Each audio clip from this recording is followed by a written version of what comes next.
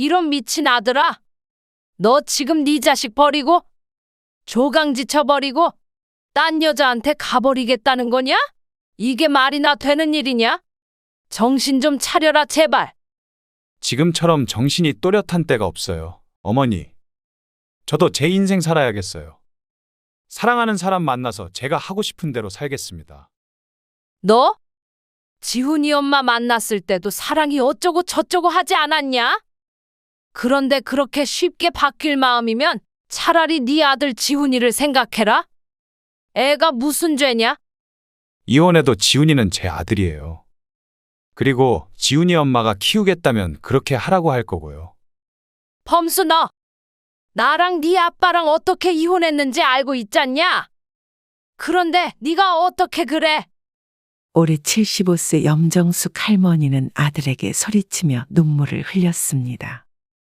아들 장범수, 올해 45세로 염정숙 할머니의 하나밖에 없는 외아들입니다.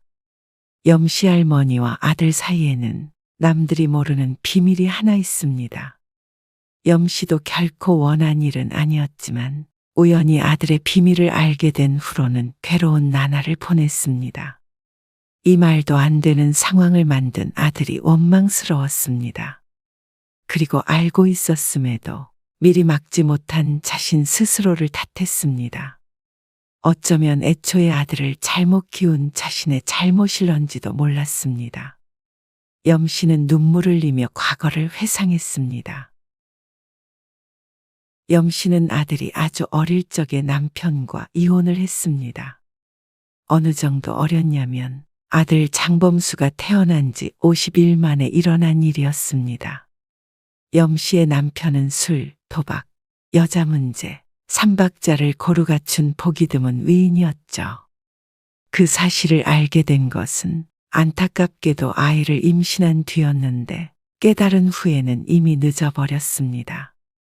그래서 10달 동안 아이를 품은 상태로도 남편의 횡포를 견뎌야만 했습니다. 그리고 결국 헤어지게 된 것은 그 셋 중 여자 때문이었습니다. 가지 마세요. 젖도 못된 우리 애는 어떡하라고요? 네가 낳았으니까 네가 알아서 키워야지. 인간이 어떻게 그럴 수 있어? 지긋지긋한 여자야? 내 탓을 할 게 아니라 내가 떠날 수밖에 없게 만든 당신 스스로를 탓해. 그러고는 딴 여자와 함께 떠나버렸습니다. 그것이 벌써 40년도 더 된 일인데도 불구하고 염씨는 그때 그 장면을 평생 잊을 수 없었습니다. 싸늘한 남편의 눈빛, 동정하던 여자, 그리고 구둣발에 짓밟힌 아이의 하얀 베넷 저고리. 아마 염씨가 눈을 감는 그 순간까지 떠올릴 장면일 것입니다. 빽빽 울어대는 갓난아기를 끌어안고 하염없이 눈물만 흘리던 염씨. 젖을 찾아 입을 뻐끔대는 아기를 외면할 수는 없었습니다. 그날부로 염씨의 삶은 고난의 연속이었습니다. 친정부모님도 돌아가신 지 오래라 도움을 청할 사람도 없었고 오로지 스스로의 힘만으로 아들을 키워내야 했습니다. 아직 젊은데 말이야. 더 늦기 전에 제가 해야지. 내가 다리 좀 놔줄까? 아니에요. 아이도 있고. 그러게나 말이야. 애가 문제긴 한데 그래도 애 데리고 재혼하는 사람도 많아. 워낙 젊은 나이에 혼자가 되었기 때문에 주변에서도 재혼을 하라며 중매를 서겠다는 사람도 여럿 있었지만 염씨는 죽어도 재혼만큼은 하지 않기로 다짐했습니다. 또다시 그런 상처를 받기 싫었고 아들이 찬밥 신세가 되는 걸 원치 않았기 때문이었죠. 그렇게 홀로 힘든 시절을 보냈지만 아들만큼은 번듯하게 키워냈습니다. 아들은 장성에서 좋은 직장에 들어갔고 결혼도 했습니다. 그리고 아들 장지훈을 낳아 12년이란 세월이 흘렀습니다. 대체로 평범한 나날들이 이어졌고 염씨는 요즘 들어서야 소소한 행복을 느끼며 살아갈 수가 있게 되었습니다. 이렇게 10년, 20년 흘러서 손자가 대학에 가고 결혼을 하는 것까지 보고 갈 수 있을까 하는 생각을 하며 지내던 중 아들이 조금 이상하다는 것을 깨닫게 되었죠. 네가 어쩐 일로 왔어? 일 때문에요. 토요일 오후 갑작스럽게 방문한 아들. 일? 이제 출장은 안 다닌다며? 그리고 오늘은 토요일 아니냐? 네, 요즘 회사에 일이 많아서요. 어쩔 수 없이 저도 주말에 와야 해요. 이 근처에 일이 있어서요. 그래? 그래도 이 근처라니까 잘 되긴 했네. 네. 일 끝나고 잠은 여기서 잘게요. 환경 관련 공기업에 다니던 아들은 젊은 시절에는 매일 출장 나가는 일을 하다가 아이가 태어나고는 사무실에만 있었습니다. 주말까지 아들이 충청도로 출장을 올 정도면 회사가 참 바쁜가 보다 생각했죠. 그래도 좀 그렇다. 아무리 바빠도 주말까지 일하면 언제 쉬라는 거야? 일요일에 쉬면 되죠. 돈이라도 많이 달라 그래. 알았어요. 아들이 웃으며 집 안으로 들어왔습니다. 언제 나가는데? 이따가요. 저녁 때 나갔다 올게요. 일을 저녁에 해. 아무튼간 이상한 회사다. 아들은 오후 5시가 돼서야 나갔습니다. 그러고는 아들이 들어온 시간은 새벽 2시. 현관문 열리는 소리에 염씨가 잠이 깨어 거실로 나갔습니다. 너 기다리다가 잠깐 잠이 들었네. 지금 들어온 거야? 네. 기다리지 말고 주무시지. 아들에게선 술 냄새가 풍겼습니다. 술 마셨니? 네. 일 끝나고 동료들이랑 좀 마셨어요. 그래. 난 또 지금 시간까지 일한 줄 알고 또 회사 욕을 한 바가지 해주려 그랬네. 아니에요. 들어가서 주무세요. 저도 씻고 잘게요. 아들은 다음 날인 일요일 아침 일찍 다시 집으로 돌아갔습니다. 아들이 돌아간 뒤 1시간쯤 흘렀을까. 염씨는 며느리에게서 전화 한 통을 받았습니다. 여보세요. 어머니, 잘 지내셨어요? 그래, 웬일이니? 다른 게 아니고, 어제 지훈이 아빠 어머님 댁에서 잤어요? 그래. 출장 왔다고 하던데 너한테 말도 안 했어? 아, 아니에요. 말했어요. 그냥 어머니 불편하지 않으셨나 해서 전화드린 거예요. 불편할 게 뭐가 있어? 아들이 왔는데 반갑지 뭐. 네, 그러면 다행이고요. 근데 무슨 회사가 주말까지 일을 시켜? 그러게나 말이에요. 아무튼, 알겠어요, 어머니. 다음에 또 연락드릴게요. 쉬세요. 싱겁게 끊어진 전화를 내려다보며 염씨가 고개를 갸웃거렸습니다. 이상하네. 그날 이후로 아들은 주말만 되면 염씨네 집으로 왔습니다. 그 일은 언제까지 한다니? 좀 쉬어야지. 왜 회사에서 너만 일해? 지훈이 엄마도 걱정하는 것 같던데. 그러자 아들이 신발을 벗다가 멈춰서서 물었습니다. 지훈이 엄마랑 통화했어요? 그래. 저번에 너 왔다 간 다음에 전화했지. 별말 없었고요? 별말 없었는데.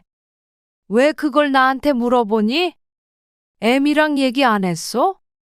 혹시 애미랑 싸웠니? 아니에요. 싸우긴요. 전화했다고는 말 안 해서 궁금해서 그렇죠.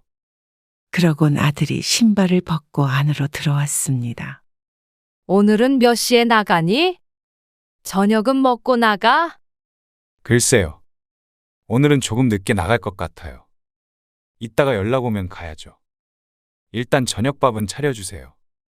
염씨는 오랜만에 아들과 함께 식탁에 앉았습니다.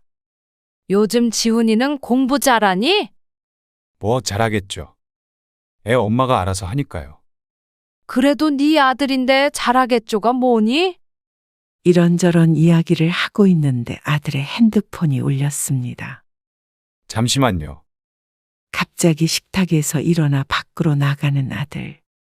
쟤는 왜 갑자기 전화를 나가서 받아? 아들이 자리를 피해서 전화 받는 것을 처음 본 염씨가 의아해했습니다. 내가 회사 기밀이라도 들을까봐 그런가? 이상한 놈이네. 염 씨는 식탁을 치우고 다용도실로 들어가 쓰레기를 정리했습니다. 아들이 빌라 뒤편에서 통화를 하는지 2층 염 씨의 집 다용도실에서 아들의 목소리가 들려왔습니다. 거리가 있어 통화 내용은 잘 들리진 않았지만 업무상 통화하는 것 같지는 않았습니다. 친구랑 통화하는지 며느리랑 통화하는지 대화 중 웃음이 끊이질 않았죠. 이내 염 씨는 신경을 끄고 거실로 돌아왔습니다. TV를 보며 한참을 있자 아들이 들어왔는데 시계를 보니 30분이 훌쩍 지나 있었습니다. 누구랑 통화하길래 이렇게 오래 해? 회사 아니야?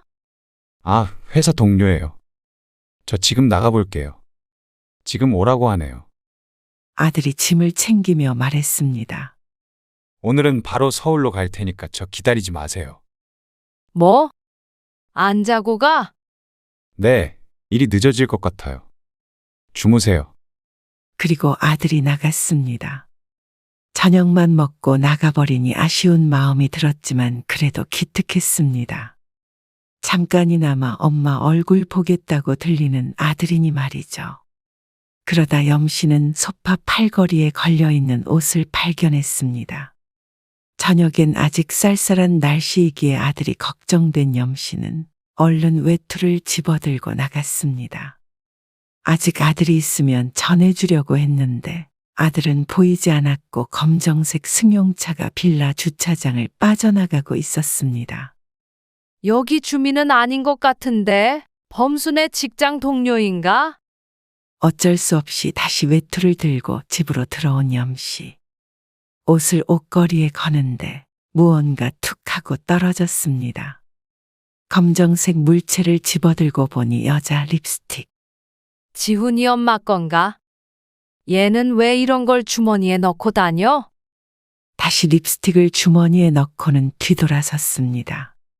그리고 다음 날 또다시 며느리에게서 전화가 걸려왔습니다. 어머니, 어제도 지훈이 아빠 왔다 갔죠? 그래. 왜 그러니? 지훈이 아빠가 딴 데로 색이라도 했을까봐 그래? 염 씨가 농담으로 말하자 며느리가 정색했습니다. 그러면 가만히 안 있죠. 그래. 절대 그러면 안 되지. 그래. 염 씨가 어색하게 대꾸했습니다. 요즘 늦게까지 일해서 피곤한 것 같더라. 네가 좀 잘 챙겨줘라. 그래도 어머님 댁이라 편한가 봐요. 늦잠 잤다고 오늘 늦게 들어왔네요. 염 씨는 대꾸할 말을 잊어버렸습니다. 어제는 분명히 일이 많다고 아들이 다시 돌아오지 않았으니 말이죠. 그래. 그런가 보다. 하지만 며느리가 그렇다고 말하니 상황도 모르고 말을 함부로 할 수는 없었습니다. 그렇게 전화를 끊고는 염 씨는 생각에 빠졌습니다. 얘가 어디서 자고 늦게 들어간 거야? 바로 서울로 안 갔나? 아니, 그러면 왜 집으로 안 오고? 이놈 자식이 거짓말하고 밤새 술 마셨나? 졸지에 아들을 감싸려다 며느리에게 거짓말을 하게 된 염 씨는 내심 찜찜한 기분이 들었습니다. 그러곤 다음 주 토요일이 됐을 때 어김없이 아들이 왔습니다. 아들은 핸드폰이 울리자 작은 방으로 들어가서 전화를 받았습니다. 아들의 목소리가 점점 커지자 염 씨도 심각해졌습니다. 일하러 왔다는데 왜 그래? 허튼 짓? 말 다 했어? 주말까지 일하는 사람한테 말을 그렇게 하고 싶냐? 왜? 저번처럼 엄마한테 전화해서 물어보지 그래? 아니다, 거실에 계신데 바꿔줄까? 아니라는데 왜 사람을 못 살게 구는 거야? 며느리와 싸우는 아들의 목소리가 들려오자 불편해진 염 씨가 안방으로 들어가 문을 닫았습니다. 잠시 뒤 아들이 통화를 마치고 나오자 염 씨도 따라 나가서 아들에게 말했습니다. 너 지난번에도 서울로 바로 간다더니 다음날 늦게 들어갔다며? 어머니가 그걸 어떻게 아세요? 어떻게 알긴? 지훈이 애미가 전화해서 알았다. 미리 말을 하던가. 둘러대느라 혼났잖냐? 아들이 곰곰이 생각에 잠기더니 말했습니다. 그냥 그럴 일이 있었어요. 앞으로도 지훈이 엄마한테 전화 오면 그런 얘긴 하지 마세요. 네가 그러니까 지훈이 엄마가 걱정하는 거 아니니? 회사 식구들하고 술 먹으면 솔직히 말하면 되잖냐? 엉뚱한 오해 안 하게. 알아서 할게요. 아들은 대충 대꾸를 하고는 소파에 앉았습니다. 그리고 그날 저녁, 소파에 앉아 한참을 핸드폰만 만지작거리던 아들이 이내 자리에서 일어났습니다. 엄마 갔다 올게요. 늦으니까 주무세요. 알았다. 아들이 나가고 조금 지나자 염씨가 무릎을 탁 쳤습니다. 아, 또 잠바를 놓고 갔네. 내 정신 좀 봐. 염씨가 얼른 옷장에서 옷을 꺼내 달려나갔습니다.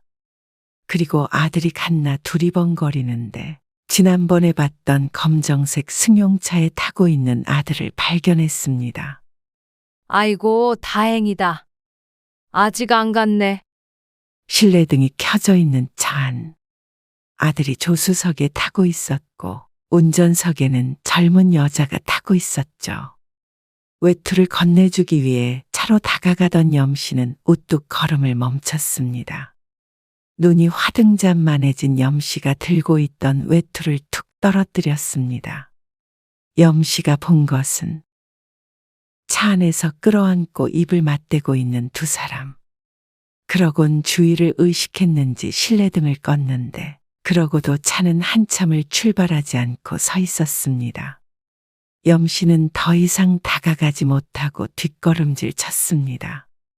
무엇인가에 쫓기듯 다시 집 안으로 들어온 염씨는 한참 동안 현관문에 기대앉아 놀란 가슴을 쓸어내려야 했습니다. 시간이 흘러도 벌렁거리는 심장이 진정되지 않았습니다. 아이고, 지훈이 애비야. 어쩌자고. 이제 염씨는 주말이 다가오는 것이 두려웠습니다. 주말에 내려오는 아들은 출장이 아닌 바람을 피러 오는 것인 듯 했습니다. 지난 일주일 동안 염씨는 머리가 터져라 고민했습니다. 아들에게 무엇라 말해야 할까? 아니, 이런 이야기를 아들에게 해도 좋은 것인가? 며느리에게는 계속 비밀로 해야 하는 것일까? 생각이 꼬리에 꼬리를 물었지만 결론은 나지 않았습니다. 하지만 이대로 가만히 있을 수도 없었습니다. 아들의 외도에 자신이 이용되고 있는 것 같으니 말이죠. 며느리가 자꾸 전화를 해서 확인하는 것으로 봐서는 아들이 어머니 집에서 잔다는 핑계로 이 짓을 이어오고 있는 듯해 소름이 끼치기도 했습니다. 그렇다면 출장은 전부 거짓이었을까? 차마 아들에게 전화를 걸어서 물어볼 용기도 나지 않았습니다. 그리고 전화벨이라도 울리면 혹시나 며느리일까 싶어서 쏘스라치게 놀랐습니다. 아마 며느리는 아들의 외도를 어느 정도 눈치채고 있는 듯 했기 때문입니다. 다른 전화임을 확인하고 안심하고 그런 날이 며칠 동안 반복되자 신경줄이 남아나질 않았습니다. 이래서 죄 짓고는 못 산다고 하는구나. 금요일이 되었을 때 다시 울리는 휴대폰. 아이고, 이번엔 또 누구야? 그리곤 휴대폰을 쳐다보았는데 이번에야말로 화들짝 놀랐습니다. 며느리였습니다. 또 아들 이야기를 물어본다면 거짓말할 자신이 없었습니다.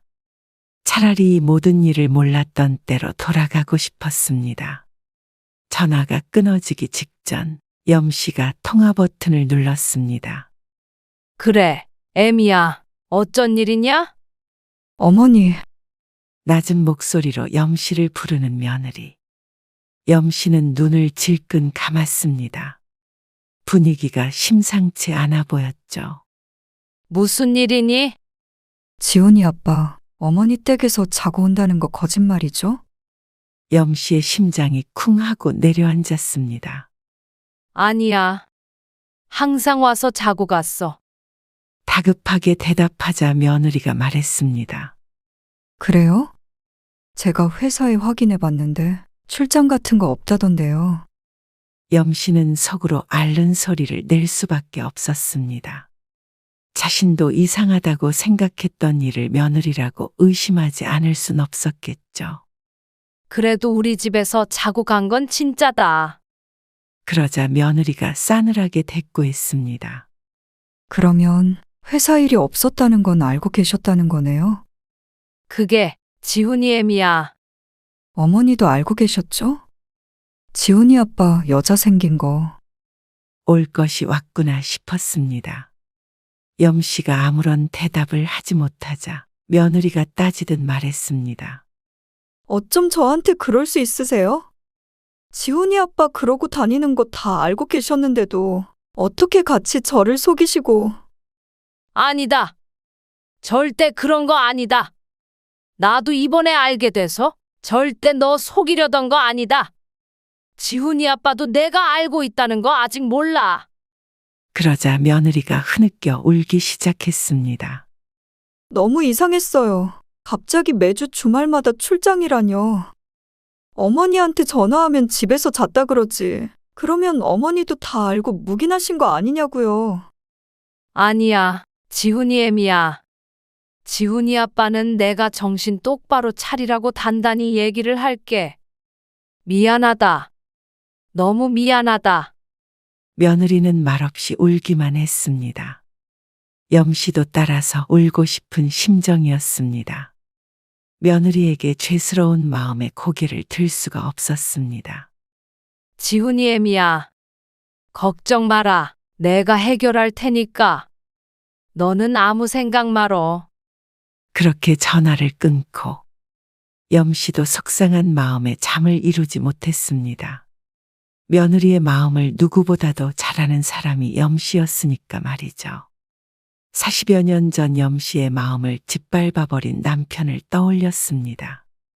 그런데 똑같은 일을 자신의 아들이 반복하고 있다고 생각하니 피가 거꾸로 솟는 기분이었습니다.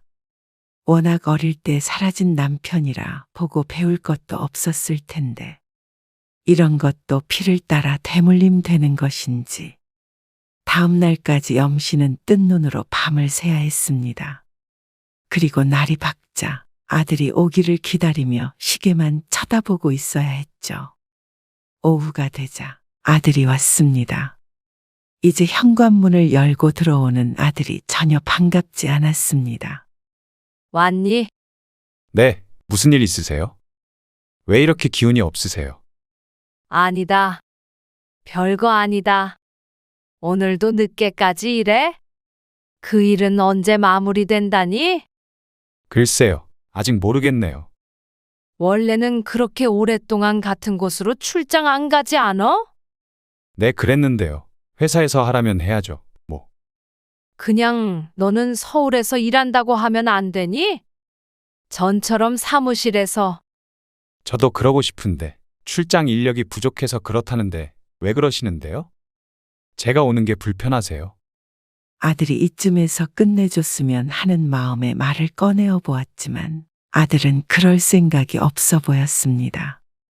참다 못한 염씨가 더 이상 돌리지 않고 아들에게 말했습니다. 너 지난번에 왔을 때 어떤 여자랑 같이 있는 거 봤다. 아들의 눈이 커졌습니다. 그러곤 더듬더듬 대답했습니다. 아, 여자요. 그때 데리러 온 거요? 같이 일하는 동료예요. 동료? 너는 동료랑 입도 맞추고 그러니? 지혜미를 바보로 알아? 그러자 아들이 인상을 구겼습니다. 몰래 보고 계셨어요? 몰래? 불 켜놓고 그러고 있으면 보라고 일부러 그런 거 아니냐? 생각이 있는 애야, 없는 애야? 아무리 시골이라도 어떻게 밖에서 그런 짓을 해? 그것도 바람난 여자랑. 그냥 모른 척 해주세요. 뭐? 모른 척? 어떻게 모른 척 하라는 거야? 진짜 모르길 바랬으면 이 집에서 자는 척을 하지 말던가.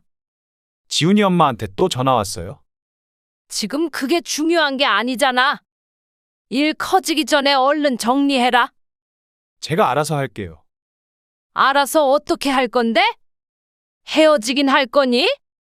제가 알아서 한다니까요. 신경 쓰지 마세요. 어떻게 신경을 안 써? 지훈이를 생각해라. 이놈아, 정신 빠진 놈아. 제 인생이니까 제가 알아서 결정할게요. 이런 일까지 참견하지 마세요. 어떻게 어미가 돼서 아들이 잘못된 길로 가는 것을 두고만 볼 수 있을까? 남이라도 이런 상황에서는 염씨와 같은 말을 하지 않았을까? 그래서 끝까지 정리를 안 하겠다는 말이야? 이제 여기로 안 오면 되는 거죠. 염씨가 털썩 주저앉았습니다. 도저히 말이 통하지 않는 아들. 그때 아들의 휴대폰이 울렸습니다. 아들이 작은 방에 들어가서 전화를 받는데 씻고 곧 내려간다는 얘기를 들은 염씨. 아들이 욕실에 들어가자 서둘러 계단을 내려갔습니다. 주차장을 살펴보니 눈에 익은 검은색 승용차가 보였습니다. 쾅쾅 염씨가 차 유리를 두드렸습니다. 한참 있다가 열리는 창문. 누구세요? 나 범수 엄마예요. 범수 알죠? 그러자 여자가 깜짝 놀랐습니다. 그쪽 범수랑 어떤 사이인 줄은 잘 모르겠지만 범수 결혼도 했고 애도 있는 거 알고 있어요? 놀라지 않는 것을 보니 이미 알고 있는 듯 했습니다. 참, 알고도 어떻게 그럴 수가 있어요. 가정이 있는 남자예요. 그제서야 여자가 차에서 내렸습니다. 안녕하세요, 어머니. 최수진이라고 해요. 범수 씨랑 만나고 있어요. 만나긴 뭘 만나요? 애 딸린 유부남이라니까 그러네.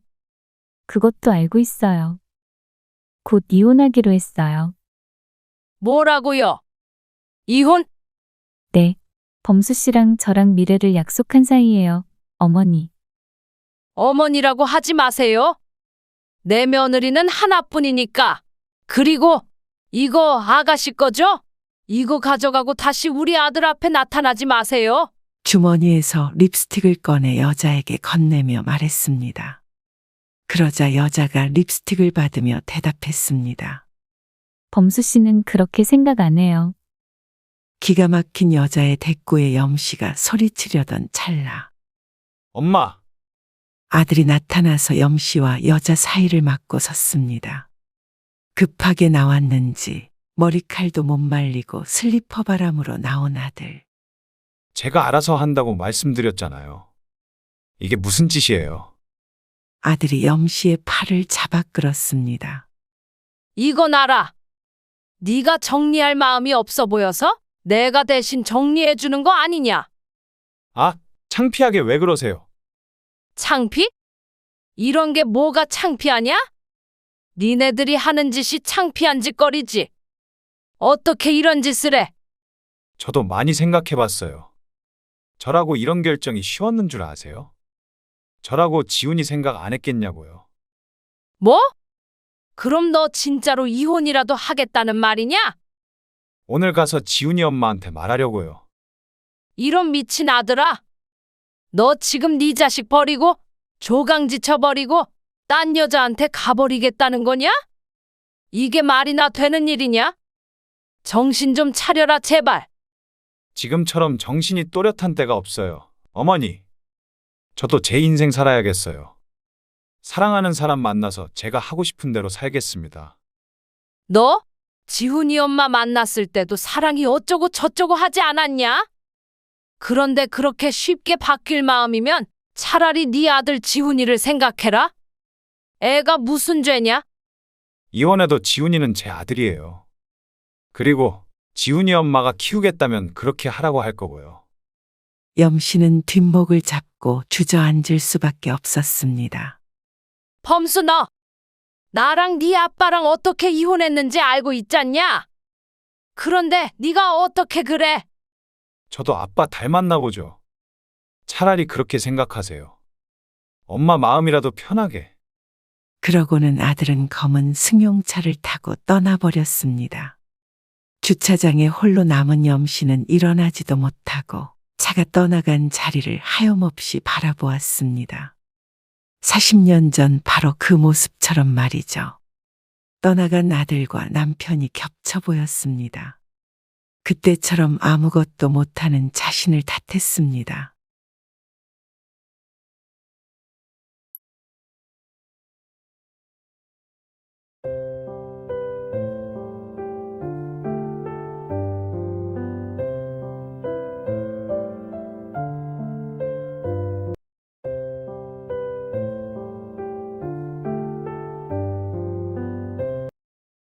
더 이상 찾아오지 말라고 몇 번을 말해? 도대체 여기서 뭐 하시는 건데요? 엄마가 그렇게 되고 저도 힘들었는데 아버지까지 이러시면 어떡해요? 네 엄마 죽고 네가 힘들었다고? 정말 그렇게 지 엄마 생각하는 놈이었으면 내가 여기 들어올 일도 없었겠지.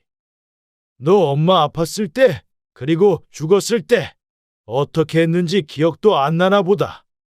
저도 저 나름의 사정이 다 있지 않았겠어요? 그래, 너는 네 사정대로 하고 나는 내 사정대로 여기서 살겠다는데 왜 난리야? 집이랑 땅 전부 파셨던데. 그래, 결국 너는 돈 때문이구나. 애비 걱정이 아니라 돈 걱정에 이 산속에 나를 찾아왔구나. 1년째 홀로 인적이 없는 산속에서 지내고 있는 80대 김중열 할아버지. 자식도 있지만 김씨 할아버지는 자연만을 벗삼아 살아가고 있습니다. 허름하게 고쳐놓은 오래된 초가집.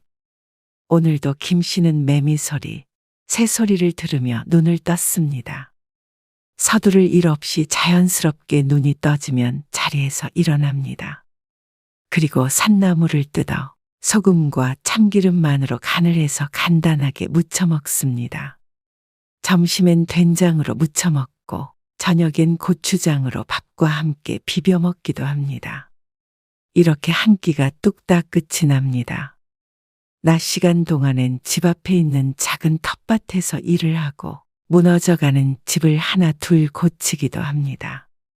그리고 아주 가끔 장에 내려가기도 하는데 대부분 시간은 이렇게 산속에서 홀로 보내죠. 80이 넘은 나이에 농사도 짓고 산도 올라야 하고 망치질도 해야 합니다.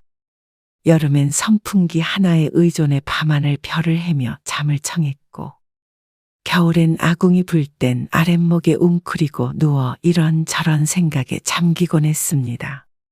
열악한 환경이었고 외로운 하루하루였지만 그래도 김씨는 예전보다 마음이 편하다고 생각했습니다. 육체적 고통보다 더 견디기 힘든 것이 정신적 고통임을 김씨는 자식을 키우며 깨달았습니다. 평화롭다면 평화로운 똑같이 흘러가는 하루가 1년간 반복되었습니다. 그리고 오늘 찾아온 불청객으로 인해 그 평화가 깨지게 되었습니다. 김씨는 차도 들어오기 힘든 산속까지 찾아와 소리치는 아들을 바라보며 과거를 회상했습니다. 김씨는 찢어지게 가난한 집안에서 7남매 중 막내로 태어났습니다. 머리가 굵어지면 바로 밭으로 나가 일을 해야 했기에 동네 친구들이 그러했듯 김씨 또한 국민학교 졸업 후에 학업은 포기해야 했죠. 어릴 적부터 총명하단 말을 많이 들었던 김씨는 배우지 못한 서름이 깊게 사무쳤습니다. 그래서 김씨는 성인이 되기 전 집을 뛰쳐나왔습니다. 기술을 배워보기도 하고 시장에서 물건을 팔아보기도 하고 파란만장한 젊은 시절을 보낸 김씨는 우연한 기회에 정착한 마을에서 딸기 농사를 짓게 되었습니다. 마을에서 가장 큰 농장에서 일을 했던 것이 계기였는데 돈을 모아 30대엔 땅을 빌려 직접 농사를 짓기 시작했습니다. 운이 좋았는지 딸기재배 기술이 좋았는지 김씨는 딸기 농장으로 남들만큼 먹고 살만해졌습니다. 생활이 안정되자 주변을 돌아볼 여유가 생겼고 그렇게 김씨는 30대 후반 늦은 나이에 아내를 만나 결혼했습니다. 그리고 아들 김성재를 낳았습니다. 7남매 사이에서 치여 살았고 어려운 형편의 학교도 제대로 마치지 못했던 김씨는 아들 하나만은 제대로 기르고자 다짐했습니다. 김씨도 김씨의 아내도 몸이 부서져라 이래서 아들을 가르쳤습니다. 그렇게 해서 김 씨는 아들을 우리나라에서 제일 좋다는 대학에 보내게 되었습니다. 집안의 경사였고 온 동네에도 소문이 날 정도였죠. 결과 나왔니? 잘 안 됐어요. 아이고, 괜찮다. 다른 데 넣어보면 되지?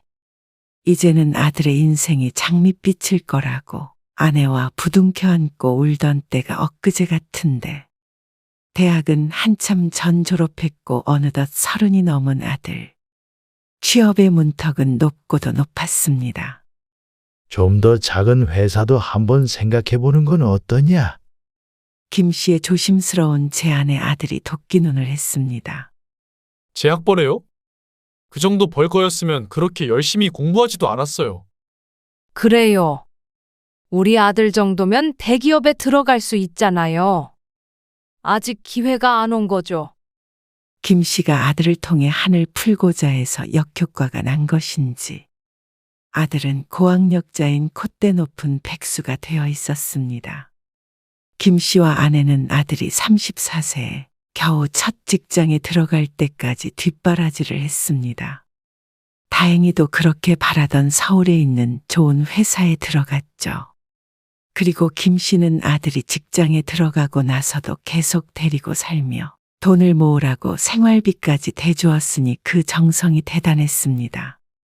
그렇게 4년 더 있다가 아들은 38세가 되던 해에 같은 직장에 다니던 동료와 결혼을 했습니다. 어머님, 아버님은 어느 대학 나오셨어요? 저희 부모님은 저랑 성재 씨랑 같은 동문이에요. 신기하죠? 그러자 김 씨도 아내도 아들도 꿀먹은 벙어리가 될 수밖에 없었죠. 아내는 고졸이었고 김 씨는 국민학교도 겨우 졸업했으니 말이죠. 저기 나는 김 씨가 입을 떼자 아들이 말을 가로챘습니다. 우리 아버지는 부산에 있는 대학 나오셔서 말해도 잘 모를 거야. 어머, 부산대? 아니, 부산대는 아니고 그나저나 배고프다. 어머니, 밥 아직 멀었어요? 잠깐만 기다려라. 금방 차릴게. 어색하게 말을 돌리는 아들을 보며 김 씨도 입안이 썼습니다. 순식간에 대졸이 되어버린 김 씨. 부산 땅은 밟아본 적도 없었습니다. 며느리와 가족이 된 이상 언제까지고 숨길 수는 없는 노릇인데 어쩌자고 저런 거짓말을 하는 것인지. 아들이 결혼 전에 처음으로 며느리를 소개받는 식사 자리가 가시방석에 앉은 듯 불편해졌습니다. 밥을 먹으면서도 혹시나 그와 관련된 얘기가 다시 튀어나올까 노심초사하며 밥술을 뜨느라 밥이 입으로 들어가는지 코로 들어가는지도 모를 지경이었죠. 예비 며느리가 돌아간 뒤 김 씨가 아들을 불러앉혔습니다. 너 아까 왜 그런 소리를 했니? 내가 무슨 대학을 나와? 그게 아니라 당황해서 둘러댄다는 게 그만. 그게 둘러댈 일이야. 나중에라도 알게 되면 무슨 망신을 당하려고 그런 거짓말을 해. 그게 그렇게 창피했냐? 아들을 다그치자 아들도 한숨을 쉬며 대답했습니다. 처갓집 식구들 전부 다 좋은 대학 나왔는데 아버지가 중학교도 못 가셨다고 어떻게 말을 해요? 김 씨는 눈앞이 아찔해졌습니다. 아들의 마음을 이해 못하는 바도 아니었지만 결혼 생활에는 신의가 필요하다는 게 김 씨의 생각이었습니다. 부모가 국민학교밖에 못 나온 것도 바꿀 수 없는 너의 배경인데 그 작은 거짓말을 덮으려고 또 거짓말을 하게 될 거고 그러다 네 엄마도 대학 나왔다고 둘러댈래? 왜 그래요? 요즘 시대엔 그게 창피할 수도 있죠. 우리 때도 그랬는데 지금은 오죽하겠어요. 창피하고 말고의 문제가 아니잖아. 좋은 일 앞두고 그러지 말아요. 앞으로 그런 얘기 나올 일도 없을 텐데. 김 씨는 한숨을 쉬었습니다. 38살 먹은 아들이 도무지 철이 없어 보였기 때문이었지만 이해하려고 노력했습니다. 새 식구들에게 좋은 모습만 보여주고 싶을 텐데 제대로 된 기초교육을 못 받은 부모가 창피할 수도 있으니 말이죠. 다 자신이 못 배워서 생긴 일이라 괴롭기도 했습니다. 김 씨라고 그런 아들의 마음을 몰랐던 것은 아니었지만 서운한 마음은 숨길 수가 없었습니다. 자신도 그런 한 때문에 아들을 좋은 대학에 보내고 좋은 직장에 들어갈 때까지 죽어라 뒷바라지했기 때문입니다. 죄송해요. 그러려고 그랬던 게 아닌데. 알았다. 무슨 말인지 안다. 하지만 결혼 후라고 아들이 달라지진 않았습니다. 결혼한 지 얼마 되지 않은 어느 주말이었습니다. 오늘 딸기 가져다 주러 네 엄마 올라간다는데 들었지? 네, 3시쯤 도착하실 것 같다던데요. 그래. 내가 바빠서 못 데려다 주니까 네가 터미널에서 엄마한테 연락해봐라. 알았어요. 걱정 마세요.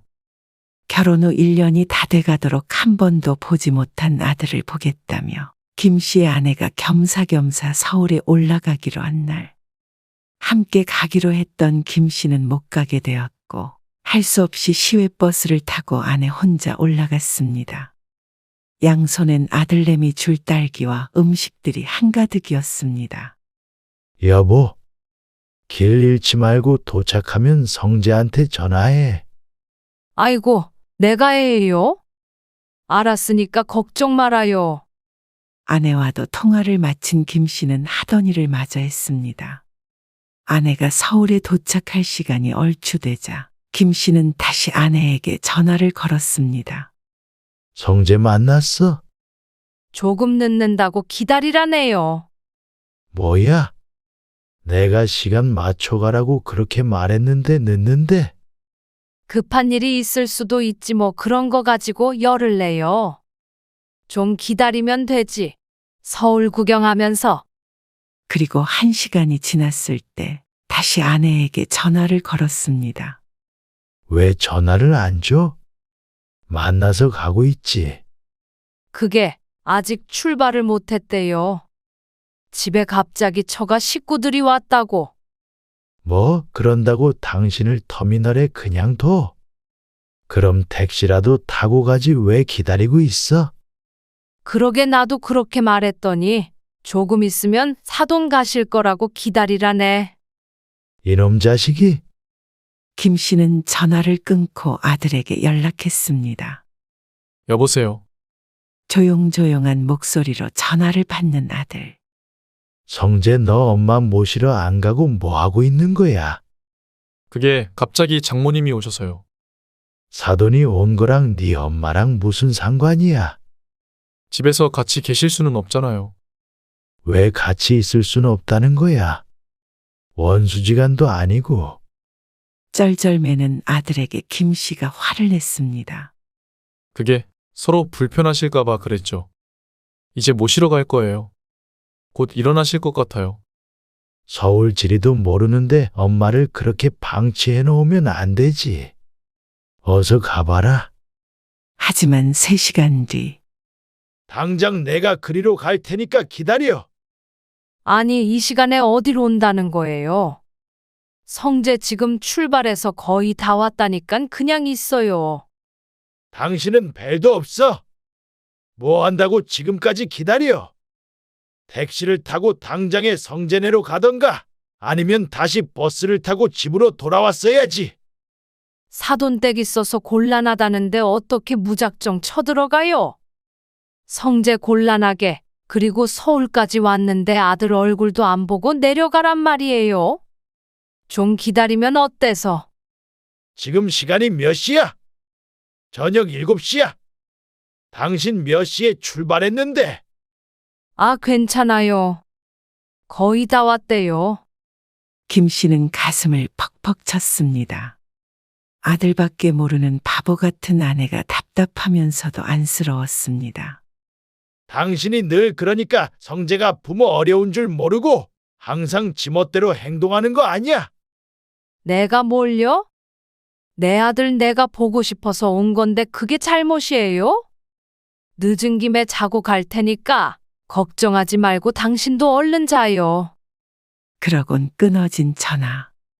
김 씨는 아들에게 욕을 한 바가지 퍼부을 생각으로 번호를 누르다 멈췄습니다. 아무래도 험한 소리만 나갈 것 같아서 화를 가라앉히려고 노력했습니다.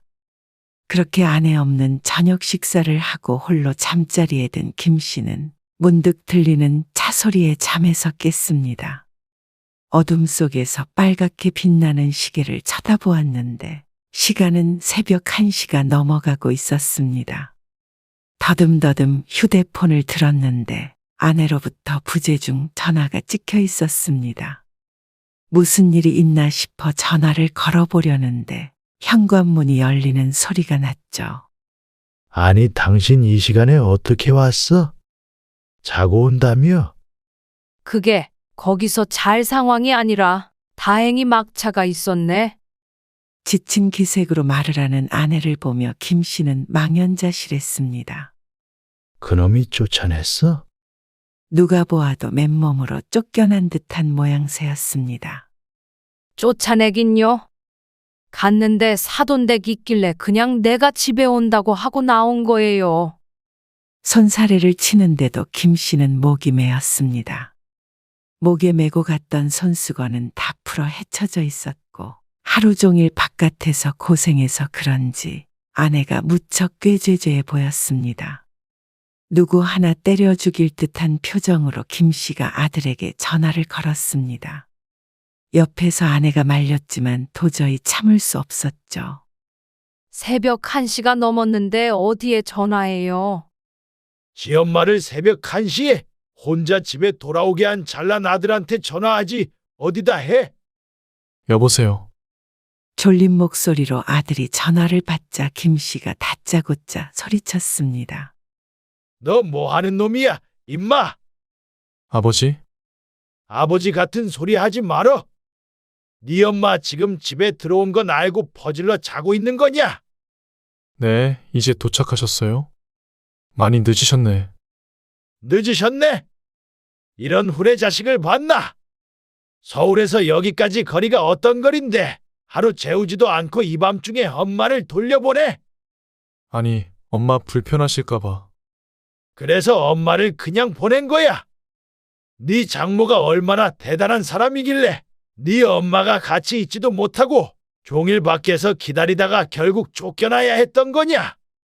아, 옆에 다 들려요, 아버지. 들으라 그래. 내가 이 상황에서 며느리 무서워서 이 정도 말도 못해. 아침부터 너 먹인다고 바리바리 싸들고 간 엄마가 지금 새벽 1시가 돼서야 혼자 집에 왔다. 이게 말이 되냐? 네가 그러고도 네 엄마 아들이라고 할 수 있어? 나중엔 거의 울먹이게 된 김 씨. 아들 키워봐야 소용없다는 말을 뼈저리게 실감하는 순간이었습니다. 엄마니까 이해해 주실 줄 알았죠. 장모님 보고 가시라고 할 순 없잖아요. 네 엄마는 자나깨나 네 걱정뿐인데 네가 그 마음 눈꽃만큼이라도 알았으면 그렇게는 못한다. 너는 부모도 필요 없는 것 같으니까 이제는 연락도 안 하고 찾아가지도 않으마. 끊는다. 그렇게 전화를 끊고는 한참을 씩씩거리던 김 씨가 가만히 앉아있던 아내에게 소리쳤습니다. 당신은 무슨 부귀영화를 누린다고 거기 가서 그런 취급을 받아? 그러게 택배로 보내라고 했잖아. 아내도 복받쳤는지 울먹이며 말했습니다. 그냥 조금만 기다렸다가 성전에 가서 같이 밥도 먹고 하려고 그랬죠. 사돈이 갑자기 온 걸 어떡해요? 갑자기 왔든 예고하고 왔든 당신도 성재 엄마인데 왜 그렇게 홀대받아야 해? 빈손인 거 보니까 딸기는 다 받아갔나 보네. 성전에 집까지 갔었어요. 사돈도 자고 간다길래 같이 앉아 있다가 불편해서 온 거예요. 사돈은 옷도 우아하게 입고 교양 넘쳐서 내가 거기 앉아 있는 게 좀 부담스러워서요. 김 씨도 상견례 때 사돈네를 보았기에 아내가 무슨 말을 하고 있는지 단번에 이해했습니다. 며느리, 아들과 동문이라던 사돈내외를 보고 김 씨도 내심 기가 죽었던 것을 기억하고 있으니 말이죠. 어휴, 사돈지간끼리 그런 게 무슨 상관이야. 상관이 왜 없어요? 당신 대학 얘기를 또 해서 나한테 뭐라도 물어볼까봐 얼마나 무섭든지 성재도 눈치 보는 것 같길래 그냥 나왔죠. 그럴 것 같으면 사돈 있다는 소리 듣고 가질 말고 그냥 오지. 왜 거기까지 가서는 그래? 성재 보려고 그랬죠. 이제 그놈은 내 아들 안 할 테니까 그런 줄 알아? 말을 해도 내가 좋아서 갔다가 내가 불편해서 온 거 가지고 왜 애먼 애를 잡아요. 당신도 이제 성재 애 취급 그만해. 다 큰 성인인데 언제까지 그렇게 끼고 살려 그래? 꼬부랑 할아버지가 돼도 내 앤데 뭘 그래요. 온종일 고생해 놓고는 그래도 그저 내 아들 하는 아내. 그래도 김 씨는 아들이 괘씸했습니다. 그렇게 자신의 어머니를 그리고 아버지인 김 씨를 괄시한 것이 처음 있는 일이 아니었기 때문이죠. 배운 것 없는 부모라 그런지 아니면 자신의 자격지심일 뿐인 건지 그렇게 힘들게 자식을 다 키워놓으니 이제는 서운할 일밖에는 안 남은 듯 했습니다. 새벽 2시가 넘어서야 다시 이부자리에 누운 김 씨 부부. 김 씨도 화를 가라앉히고 잠을 청했습니다. 여보, 나 그런데 옷 좀 사야 할까 봐요. 무슨 옷? 오늘 새 옷 입고 나갔잖아. 그런데 성재가 그러대요. 왜 이렇게 촌스럽게 하고 왔냐고. 왜 그런 멍청한 놈 말을 신경 써? 멍청하긴요. 명문대 나온 아들이 뭐가 멍청해요. 다시는 그놈 만날 일 없으니까 입던 대로 입어. 또 말로만 그런다. 아내의 궁시렁거리는 소리를 들으며 김 씨는 눈을 감았습니다. 아직도 가슴속 불이 꺼지지 않아 쉬이 잠들 수는 없었습니다. 그렇게 한동안은 아들이 전화해도 받지 않았고 찾아와도 만나주지 않았습니다. 아내가 김 씨를 설득하려 했지만 아직도 괘씸한 마음이 가라앉질 않았습니다. 하지만 김 씨도 아들과 영영 안 볼 생각은 아니었죠. 아내 등살에 못 이겨 연락을 받아줄까 하던 차에 김 씨는 청천벽력 같은 소식을 듣게 됩니다. 그 일 때문에 아들과는 자연스레 다시 만날 수밖에 없었습니다. 엄마, 암이라뇨? 헐레벌떡 집으로 들어오는 아들을 착잡한 마음으로 바라보았습니다. 아들도 놀랐는지 사색이 되어 있었는데 그 모습을 보고 김 씨도 아내의 병이 더욱 실감나는 듯했습니다. 췌장암 3기란다. 아내가 침울한 목소리로 대답했습니다. 왜 하필? 사망률이 높다는 췌장암. 그동안 건강한 줄만 알았던 아내가 하우스에서 작업하다 갑자기 쓰러졌습니다. 그리고 얼마 뒤 암 선고를 받자 가족 모두가 제정신을 차리지 못했습니다. 서울에서 일하던 아들까지 크게 놀라 급하게 내려오게 되었습니다. 괜찮겠지. 김 씨와 아들, 아내는 이전에 있었던 일에 대해서는 아무도 언급하지 않았고 그저 서로 부둥켜 안고 눈시울을 붉혔습니다. 그래도 힘든 순간이 되니 가족은 가족인가 보다 생각했습니다. 수술은 힘들다 그러고 항암 치료 받기로 했다. 하지만 아내의 병세는 빠르게 악화되어 갔습니다. 항암 치료를 시작하자 환자 티가 나기 시작했고 눈에 띄게 말라가기 시작했죠. 호전되기는커녕 아내는 시간이 흐를수록 병색이 짙어졌습니다. 이제는 누가 보아도 암 환자 같아졌습니다. 차 타고 1시간 거리에 가장 가까운 대도시의 병원에서 항암을 했는데 며칠 입원해 있으면 아들이 하루 왔다 가곤 했습니다. 하지만 치료가 거듭될수록 아들이 오는 횟수는 점점 줄었습니다. 성재 바쁘대죠? 바쁜 애한테 뭐하러 전화했어요? 일 때문에 못 온다고 미안하다네. 아내에게는 아들이 바쁘다고 했지만 전날 김 씨가 아들과 통화했을 때 아들은 난감한 목소리로 말했습니다. 어쩌죠, 아버지. 장인어른이랑 낚시를 가기로 해서 내일 못 뵐 것 같은데 항암 치료를 매일 하는 것도 아니고 또 무기한 하는 것도 아닌데 아픈 어머니를 보는 대신에 장인과 낚시를 가겠다는 아들에게 서운했다면 김 씨가 유별난 것일까요? 그래서 지난주에 미리 말했잖냐. 이번밖에 시간이 안 된다고 하셔서요. 알았다. 더는 말하지 않고 전화를 끊었지만 아내에게는 고지곳대로 얘기할 수 없었습니다.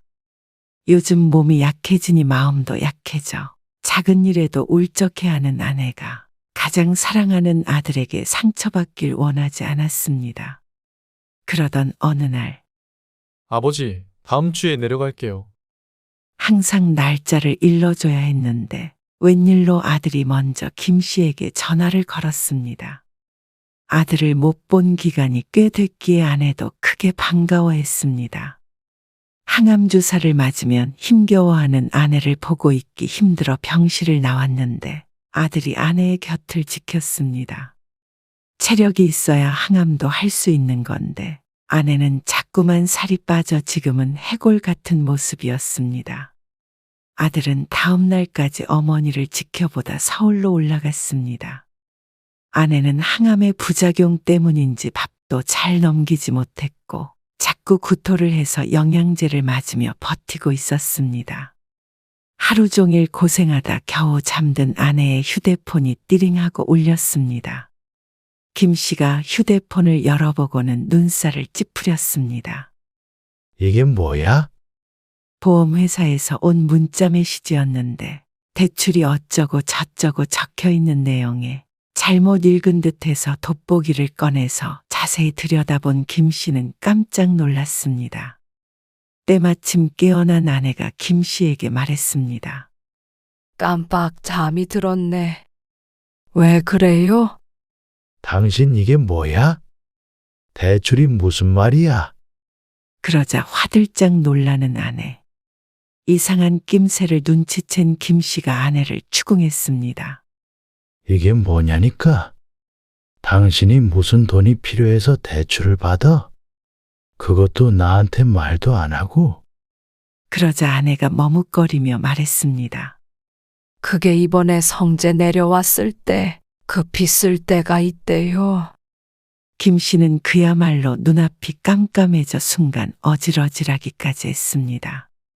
그놈이 웬일로 먼저 내려오나 했더니 당신한테 돈 달라고 하려고 그런 거였어. 달라는 건 아니고 빌려달래요. 김 씨는 할 말을 잃었습니다. 이제는 화를 낼 기력도 남아있지 않았습니다. 그리고 깡마른 아내를 향해 호통을 칠 수도 없었죠. 당신 이거 아직 안 보낸 거지? 제 집도 있고 돈도 잘 벌면서 무슨 돈이 급하게 필요하길래 암 환자인 어머니한테 돈을 빌리려 한 것인지 어떤 이유였든지 간에 납득하기가 힘들었습니다.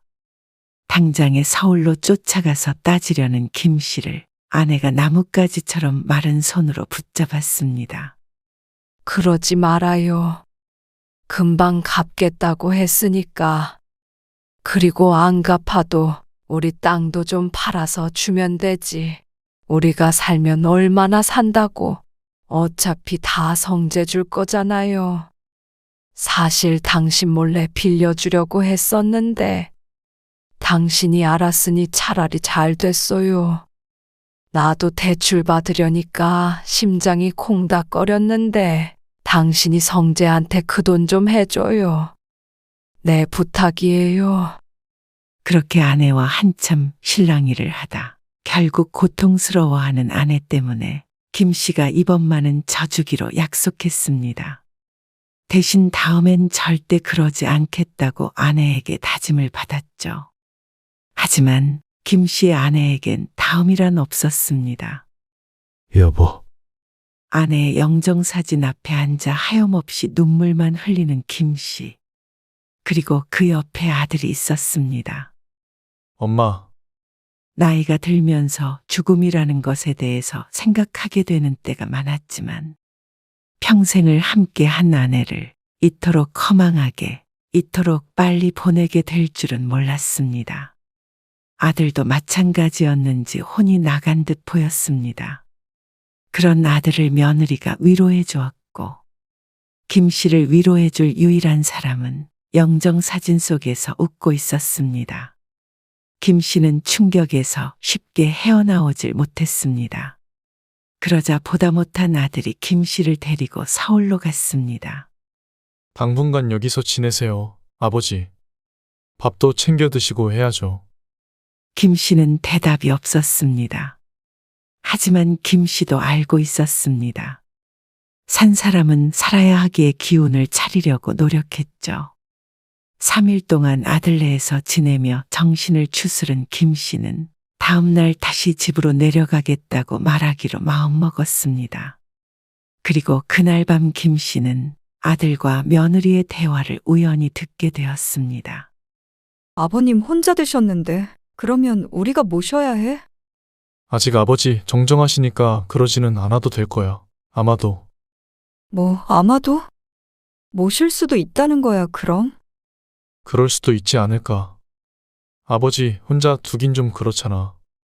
어떻게 시아버지를 모시고 살아? 난 상상도 안 해봤어. 안 그러면 우리 아버지 꼬장꼬장하신데 나중에 괘씸하다고 아무것도 안 주실 수도 있어. 홀로 남은 김 씨를 어떻게 모시느냐. 그것이 아들과 며느리의 고민인 듯 보였습니다. 김 씨는 아들과 함께 살 것이라고는 눈꼽만큼도 생각해 본 적이 없었습니다. 그저 이대로 돌아가서 힘에 부쳐 일하지 못할 때까지 딸기 농사나 짓다가 아내 따라 가려고 했는데 아들의 말을 들으니 정신이 번쩍 들었습니다. 참 인생이란 것이 부질없다고 느껴졌습니다. 아내도 그러했지만 김 씨 또한 한평생 아들 하나만을 바라보고 살았습니다. 자신들의 삶의 결정체가 바로 아들이었는데 그런 자식이라는 것이 그토록 자신을 사랑했던 어머니가 죽었는데도 자신의 안위만을 걱정하다니 차라리 여럿을 낳았으면 이 상실감이 덜했을까 생각해 보았습니다. 그중 하나는 부모를 공경하고 위하는 자식이 있지 않았을까. 아니, 여럿이었으면 이 상실감 또한 배가 되었을까.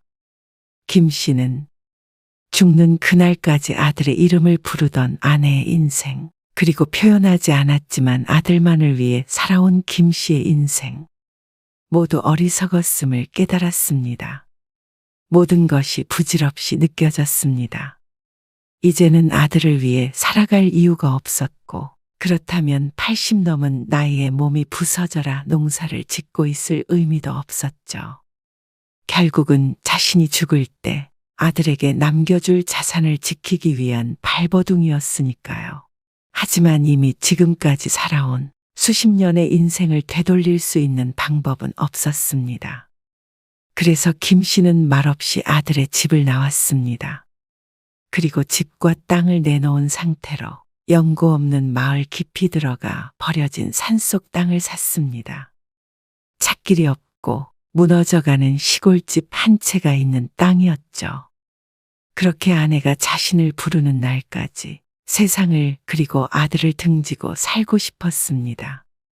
더 이상 아들에게 기대하고 서운해하고 낙담하는 삶에 지쳤습니다. 지금까지 자신은 자신의 삶이 아닌 아들의 삶을 살았구나 하는 생각에 후회스러웠습니다. 그렇게 1년 동안 산속에서 지내다 보니 김 씨는 사람들이 왜 홀로 은둔하기를 선택하는지 이해할 수 있게 되었습니다. 외롭지만 근심 없는 삶이 마음을 편하게 만들었죠. 그런 김 씨를 어떻게 찾았는지 어느 날부턴가 아들이 찾아오기 시작했습니다. 더 이상 찾아오지 말라고 몇 번을 말해? 도대체 여기서 뭐 하시는 건데요?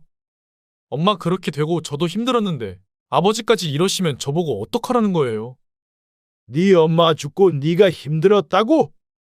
정말 그렇게 지 엄마 생각하는 놈이었으면 내가 여기 들어올 일도 없었겠지. 너 엄마 아팠을 때 그리고 네 엄마 죽었을 때 어떻게 했는지 기억도 안 나나 보다. 저도 저 나름의 사정이 다 있지 않았겠어요?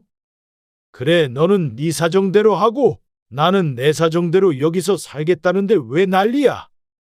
집이랑 땅 전부 파셨던데. 그래, 결국 너는 돈 때문이구나. 애비 걱정이 아니라 돈 걱정에 이 산속에 나를 찾아왔구나. 그 돈은 다 기부해버렸다. 지금 내가 이렇게 살고 있는 거 보면 모르겠냐? 아들은 초라한 집을 바라보았습니다.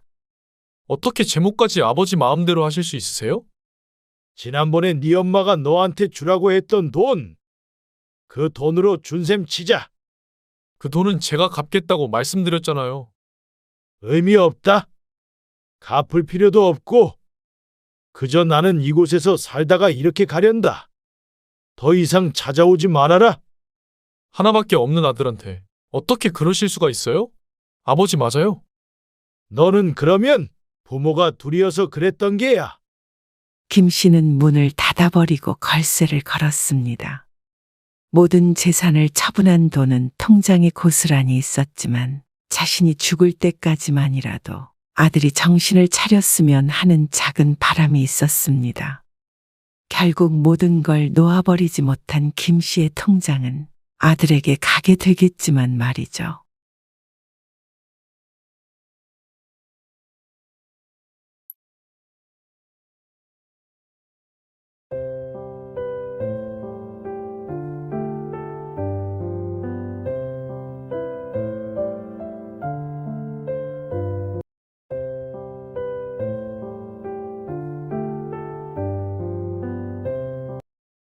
너에게 연락이 닿는다면 나는 이미 이 세상에 없겠지. 죽기 전에 꿈에서라도 너를 만났으면 좋겠다. 나의 아들. 사랑한다. 내 새끼. 엄마가. 아침부터 이게 웬 난리야? 아니, 그 얘기 못 들었어? 저기 파란대문 집에 살던 김씨 있잖아. 글쎄 죽었다네. 뭐? 그래서 계속 아침부터 구급차며 경찰차며 왔다 갔다 했구먼. 근데 그 양반 한동안 안 보이던데 서울 간 거 아니었어? 그게 아니라 글쎄 죽은 지 한 달이 더 됐다는 거야. 골목에 옹기종기 모여 경악하는 사람들 틈에 앉아 조용히 듣고 있던 정옥희 할머니는 숨을 급히 들이쉬었습니다. 문득 가슴이 답답해지는 기분이 들었습니다. 난 또 자식한테라도 간 줄 알았지. 자식은 무슨? 서울에서 대단한 일 한다고 그렇게 자랑했었는데 안 찾아온 지 벌써 10년도 더 됐지 아마? 정씨 할머니는 이웃들이 하는 말에 맞장구 치지 못하고 가만히 듣고만 있다가 빨간 대문을 열고 집 안으로 들어왔습니다. 여전히 대문 밖은 소란스러웠고 수군거리는 사람들의 목소리가 담을 넘어 들어왔기에 정씨는 마루 문을 굳게 닫았습니다. 그제서야 소란스러움이 잦아든 집안. 아침 식사 중이었는지 작은 방 안엔 조촐하게 차려진 밥상이 펴져 있었습니다. 김 씨와 마찬가지로 아무도 안 찾아온 지 오래된 방 안에 혼자 앉아 정씨는 놓았던 숟가락을 들고 마저 밥을 먹었습니다. 흰쌀밥이 마치 모래처럼 까끌거리며 목구멍을 긁고 넘어갔습니다. 한때는 자식과 손주들이 찾아와 떠들썩했던 적도 있었던 방 안. 밥알을 씹으며 정씨는 아들을 떠올렸습니다. TV를 보는 아들, 냉장고 문을 열어보는 며느리, 차례상에서 곶감을 집어먹는 손주들. 그들을 상상하자 모래알 같던 밥알도 씹을 만해졌습니다. 정씨의 아들은 서울에 살고 있습니다. 정씨 또한 서울에서 살다가 20년 전 아들을 결혼시키고 고향 동네로 내려오게 되었습니다. 고향으로 온 뒤에도 아들이 명절 때 찾아오기도 했고 정씨가 서울로 가서 아들을 보고 오기도 했습니다. 그러니 정씨도 처음부터 혼자였던 것은 아니었습니다. 그녀에게도 남편과 자신보다도 사랑하는 자식이 있었죠. 정씨는 부유한 어린 시절을 보냈습니다. 유년 시절엔 고향에서 찢어지게 가난했지만 가족 모두 상경한 뒤에 아버지가 평화시장에서 옷장사를 하며 집안 살림이 크게 폈습니다. 그 일대에서는 알아주는 부자가 되었죠. 그래서 행복한 나날을 보내나 싶었지만 어머니가 일찍 돌아가시는 바람에 정 씨의 불행이 시작되었습니다. 정 씨의 어머니가 돌아가신 지 얼마 안 돼요. 아버지는 새어머니를 들였는데 그때부터 정 씨는 거의 남이 자식처럼 컸다고 해도 과언이 아니었습니다. 새어머니도 딸이 하나 있었는데 아버지는 정 씨보다도 새로운 부인과 딸에게 더 정성을 쏟았습니다. 정 씨는 고등학교까지는 아버지 가족과 함께 살다가 성인이 돼서는 혼자 나와서 살아야 했고 정 씨 또한 아버지는 없는 셈 치고 살자 마음먹었습니다. 어린 나이부터 고생을 하다가 만난 게 정 씨의 남편이었습니다. 하지만 부모도 없고 가난했던 남편. 가난과 가난이 더해지니 또 다른 가난이 되었습니다. 그 시절엔 힘들어도 다들 자식 둘 셋은 낳고 살았는데 정 씨는 둘 셋은 엄두도 못 냈고 아들 하나를 낳았습니다. 그땐 힘들었지만 남편과 자식을 보며 살 수가 있었죠. 하지만 남편은 어린 나이부터 힘든 일을 해서 그런지 일찍 병을 얻고 말았는데 그 병원비까지 감당하기엔 정 씨 가족은 가진 게 너무 없었습니다. 불행인지 다행인지 병을 얻은 남편은 일찍 세상과 등을 지게 되었습니다. 그렇게 정 씨는 홀로 아이를 기르게 되었는데 몇 마디 말로는 전부 설명하기 힘든 시절이었습니다. 고왔던 손은 마디가 굵고 거친 험한 손이 되었고 본래 나이보다도 10년은 늙어 보일 정도로 모진 고생을 해가며 아이들을 키웠습니다. 그렇게 억척스럽게 자식 키워서 뭐하게? 자식이 그 마음이나 알아주는 줄 알아? 자기 자신도 생각하면서 살아야지. 본인 인생은 인생 아닌가? 주변으로부터 정 씨가 자주 들은 말이었습니다. 그래도 저는 아들만은 좀 더 나은 세상에서 살게 하고 싶어요. 그게 제 유일한 소망이에요.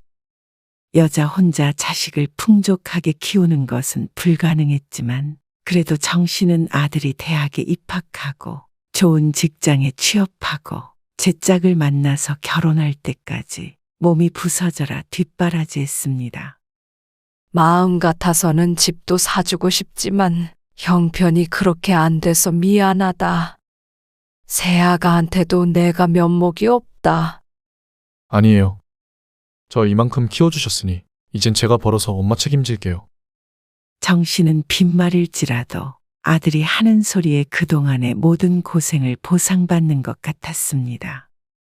그래도 아들을 빈손으로 결혼시킬 수는 없었던 정 씨는 서울에서 살던 집에 보증금을 빼서 아들 결혼에 보탰습니다. 좋은 직장에 취직은 했지만 돈 벌기 시작한 지 얼마 안 된 아들이 가정을 꾸리는 데는 목돈이 필요할 것이 분명했기 때문입니다. 얼마 되지 않은 돈이었지만 그래도 그거라도 보탤 수 있는 게 정 씨의 행복이었죠. 그렇게 정 씨는 어릴 때 살던 고향으로 홀로 내려오게 되었습니다. 서울과는 차 타고 1시간 반. 아주 먼 거리는 아니었지만 바쁜 아들과 수시로 왕래할 정도의 거리는 아니었죠. 이번 주말에 바쁘니? 너 바쁘니까 내가 좀 올라갈까 하는데 다른 게 아니라 이번에 너 좋아하는 파김치를 담갔는데 이것 좀 주려고. 김치요? 김치 주러 여기까지 오세요. 고생스러우신데 엄마 드세요. 제가 다음에 한번 내려갈 때요. 그때 해주세요. 아니야. 고생은 무슨. 너도 보고 손주들 얼굴도 한번 보고 싶어서 그렇지. 저 이번 주에는 주말에도 출근해서 엄마와도 못 봐요. 제가 다음에 시간 내서 갈게요. 그래?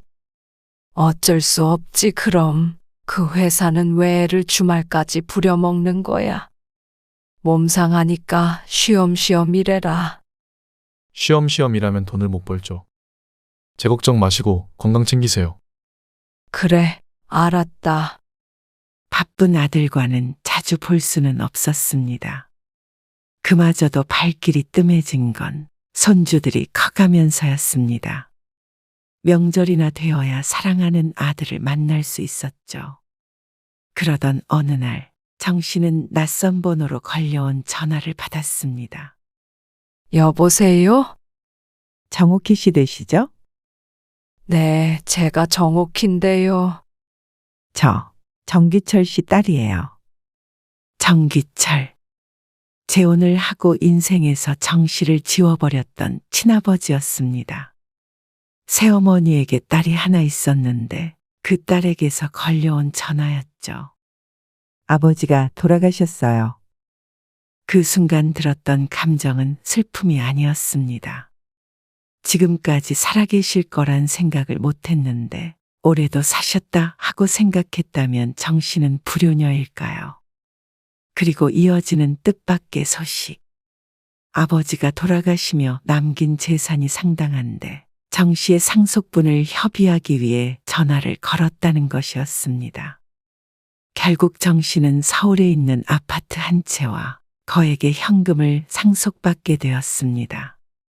그 사실을 바로 아들에게 전했더니 아들은 크게 기뻐했습니다. 엄마, 어떻게 이런 일이 다 있어요? 사람이 고생만 하라는 법은 없나 봐요. 그리곤 그 주 토요일 아들이 며느리와 손주 둘을 데리고 정 씨를 찾아왔습니다. 엄마, 이제 이사를 가시는 게 어때요? 이 집에서 사시는 거 신경 쓰였어요. 제가 생활이 좀 더 나아지면 엄마 이사시켜 드리려고 했는데 잘 됐어요. 아니다. 말이라도 고맙다. 나는 이 집에서 그냥 살 거야. 안 그래도 너희 부르려고 했어. 우선 돈은 받으면 너한테 주마. 그게 무슨 말씀이세요? 내가 그렇게 큰 돈을 쓸 일이 뭐 있겠냐. 너 줄 테니까 네가 그 돈으로 이사도 가고 그래. 너 결혼할 때 집 한 채 못 해줬던 게 마음에 걸렸는데 정말 잘 됐지 뭐냐. 엄마, 아들의 눈시울이 붉어졌습니다. 어머니 정 씨도 마찬가지였죠. 그리고 상속받은 돈은 모두 아들에게 주었고 서울의 아파트는 월세를 놓고 정 씨는 그 월세로 생활을 하게 되었습니다. 빠듯했던 생활이 한결 윤택해졌습니다. 그리고 그 아파트는 나중에 정 씨가 죽으면 아들에게 물려줄 유일한 재산이 되었습니다. 정 씨는 이 모든 것이 꿈인 듯 얼떨떨했습니다. 말년의 인생이 이렇게 피나 싶었습니다. 삶의 여유가 생겨서 그런지 늘 바빴던 아들은 명절이 아닌 때에도 정 씨를 방문했습니다. 그러니 조용하던 정 씨의 집은 북적해질 때가 많았습니다. 가족끼리도 뭔가 끈끈해지는 기분이었는데 돈이 있는 사람들은 늘 이렇게 살아왔을까 하는 생각을 하기도 했죠. 엄마, 이번 주말에 김치 좀 가지러 갈게요. 그래. 무슨 김치 해놓을까? 역시 엄마가 해주신 파김치가 먹고 싶네요.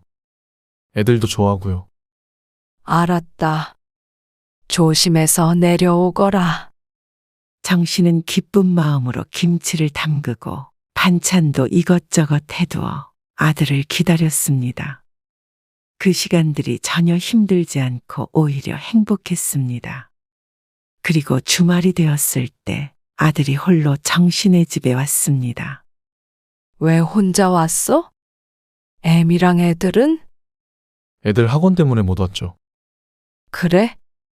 주말에도 학원에 가면 힘들어서 어째? 요즘에 주말에 쉬는 애들이 어딨어요. 그래. 너라도 와서 밥 먹어라. 가득 차려진 밥상을 가리키며 정 씨가 아들을 앉혔습니다. 뭘 이렇게 많이 차리셨어요? 나는 다 같이 오는 줄 알았지. 아니에요. 저만 있다가 화요일에 올라갈게요. 뭐? 회사는 어쩌고? 회사는 휴가 냈어요. 갑자기 무슨 일이야? 어디 아파? 정 씨가 걱정스럽게 묻자 아들이 어려운 이야기를 꺼내듯 말했습니다.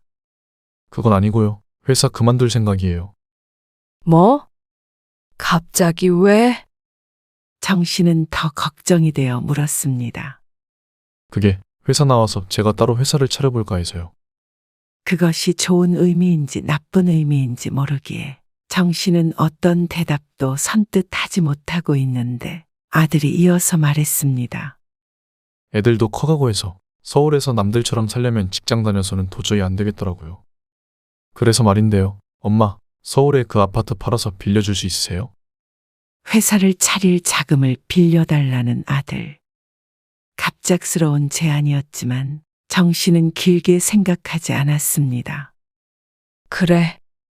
그거 팔아서 반은 너 주마. 정 씨도 이제는 경제 능력이 없기에 노후 자금이 필요한 상태.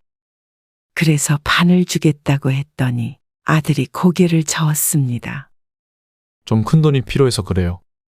그럼 얼마나 필요한데? 그거 다 져주시면 제가 엄마 생활비 계속 드릴게요. 그리고 사업이 좀 커지면 빌려주신 돈도 다시 갚고요. 갚을 필요는 없다. 어차피 나 죽으면 그건 네 거였으니까. 다만 한 푼도 가지고 있지 않기엔 불안한 것도 사실이었습니다.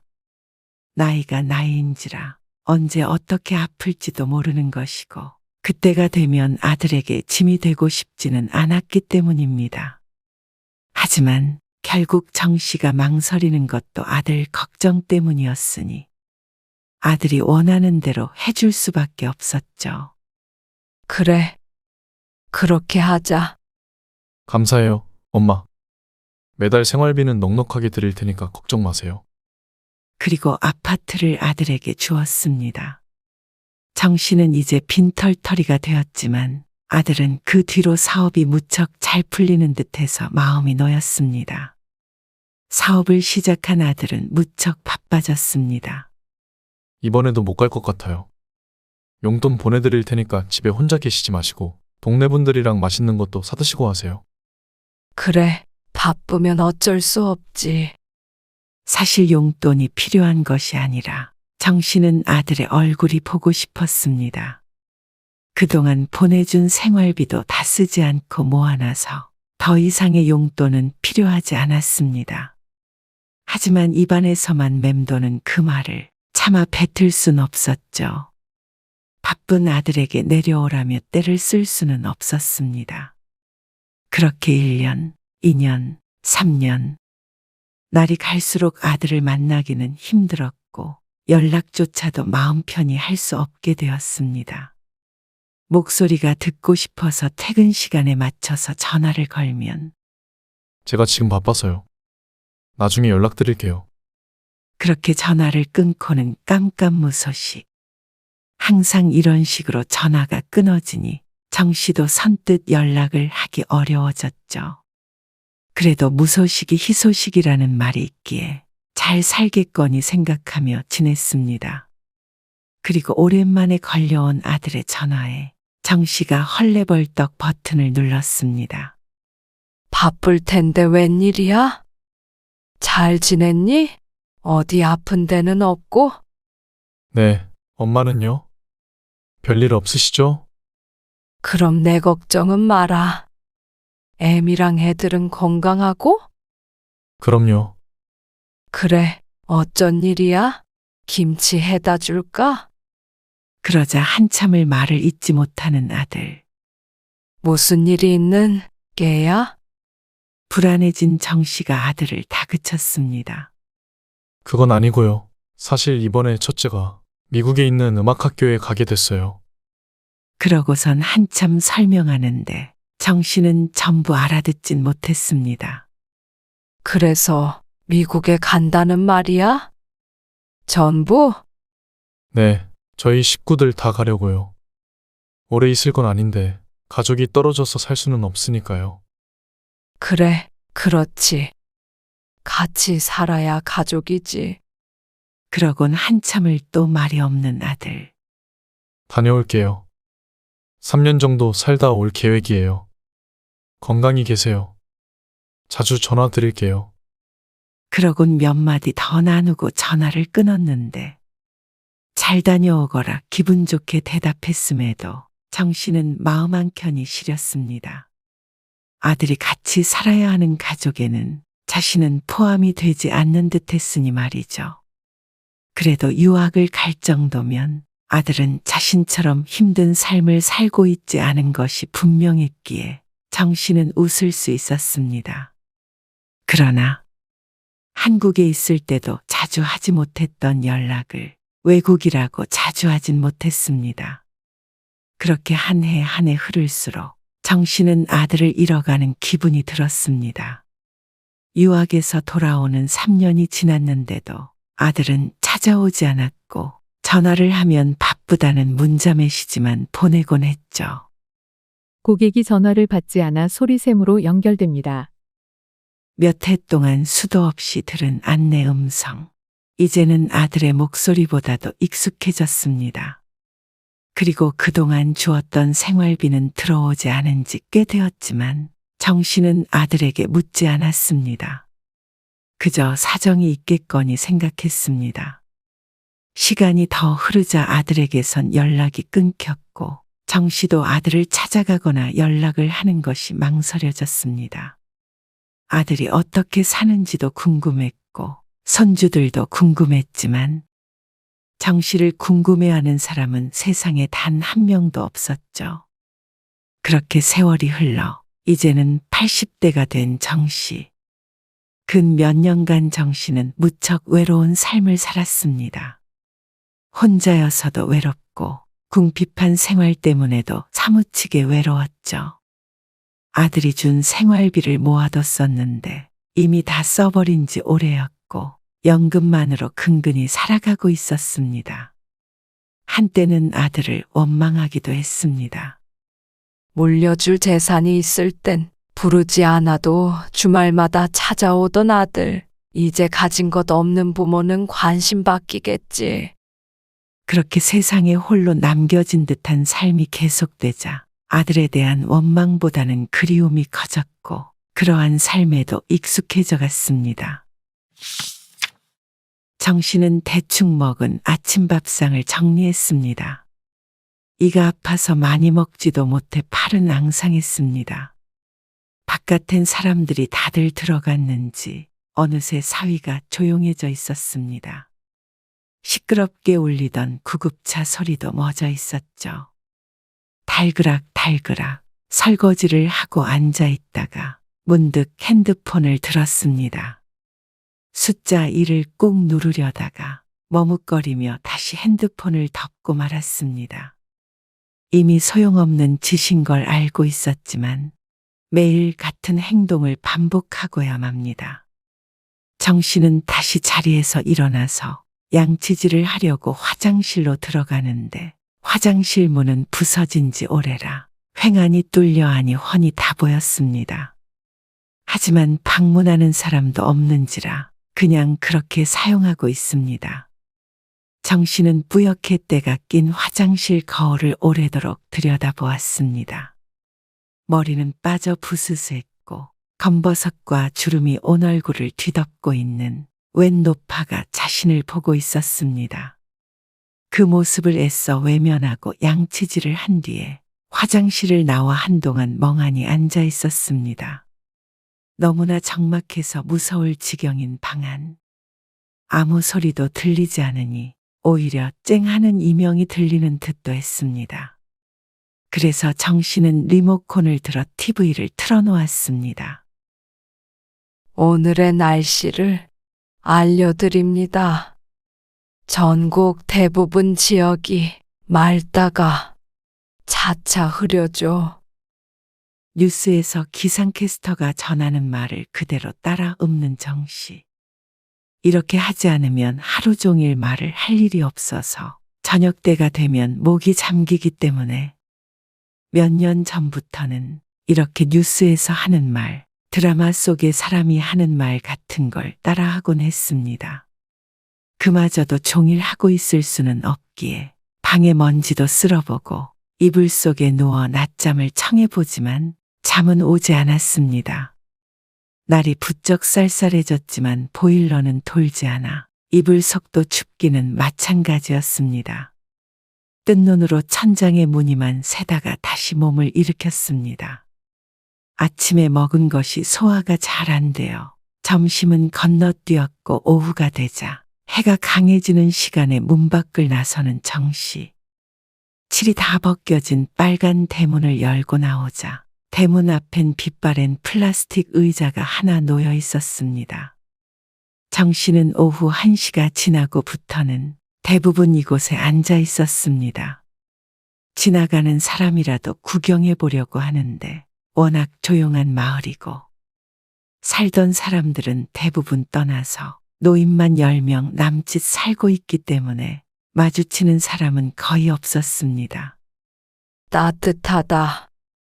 냉골 같은 집 안보다는 해가 내리쬐는 바깥이 오히려 따뜻해서 한참을 앉아 있었습니다. 그러다가 오랜만에 발소리가 들려 고개를 들어보니 동네 가장 윗집에 살고 있는 노인이 다가왔습니다. 정씨 또 나와 있네. 그럴 줄 알고 전화도 안 하고 찾아왔어.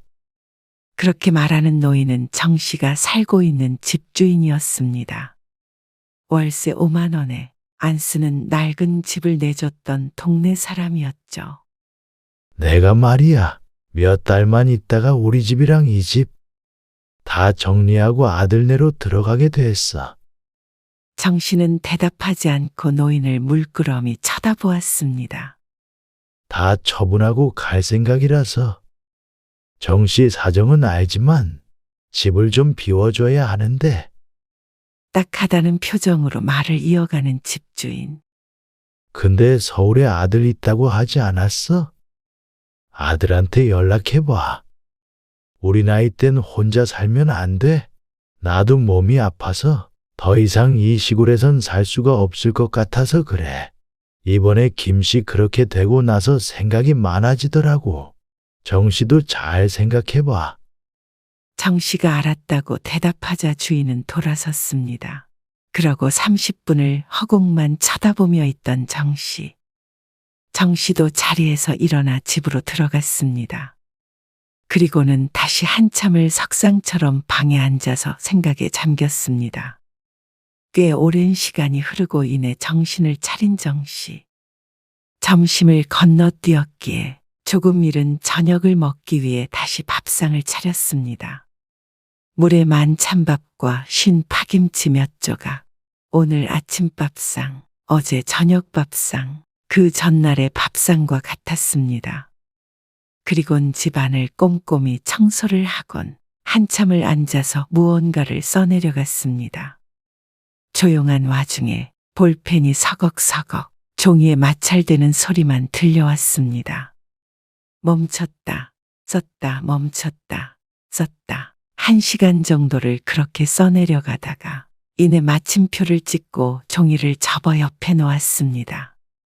그리곤 또 한참을 앉아서 허공을 보고 있었습니다. 초겨울 해가 짧아져 어느새 집안은 어둑해졌는데 정씨는 불도 켜지 않은 채 앉아 있었습니다. TV도 켜놓지 않은 집안은 누군가 살고 있는 집이라고는 생각되지 않았습니다. 그리고 다음 날 날이 밝았고 집안은 여전히 조용했습니다. 달그락 설거지하는 소리도 들리지 않았고 대문 밖을 나서는 소리도 들리지 않았습니다. 그리고 몇 주 뒤 집주인이 정신의 집에 들렀을 때 다시 동네가 시끄러워졌습니다. 아니, 정씨 얘기 들었어? 한 동네에서 이게 무슨 일이야? 나도 무서워서 우리 딸한테 오늘 전화 넣었잖아. 동네엔 구급차와 경찰차가 도착해 있었고 집주인이 들고 있던 종이를 경찰에게 건넸습니다. 여기? 이게 옆에 있었어요. 경찰이 종이를 펴서 안의 내용을 읽어보았고 그 편지는 얼마 뒤 아들에게 전해졌습니다. 아들에게 잘 지내니? 날씨가 추워져 걱정이다. 너는 어릴 때부터 환절기마다 감기를 달고 살았잖니. 네가 언제 이 편지를 발견할지는 모르겠다. 한 달이 될지, 2달이 될지, 1년이 될지. 너에게 연락이 닿는다면 나는 이미 이 세상에 없겠지. 요란스럽지 않게 가고 싶으니 장례를 치르려거든 하루만 하거라. 관은 제일 싼 것으로 하고, 그리고 이 집 보증금 100만 원은 꼭 받아가라. 아들아, 삶이 외롭고 쓸쓸하다. 그래도 너와 함께 했던 기억 간직하고 간다. 인생을 돌아보면 너를 낳아 기르던 시절이 가장 힘들었지만 또한 가장 행복했다. 죽기 전에 꿈에서라도 너를 만났으면 좋겠다. 사랑한다. 내 새끼. 엄마가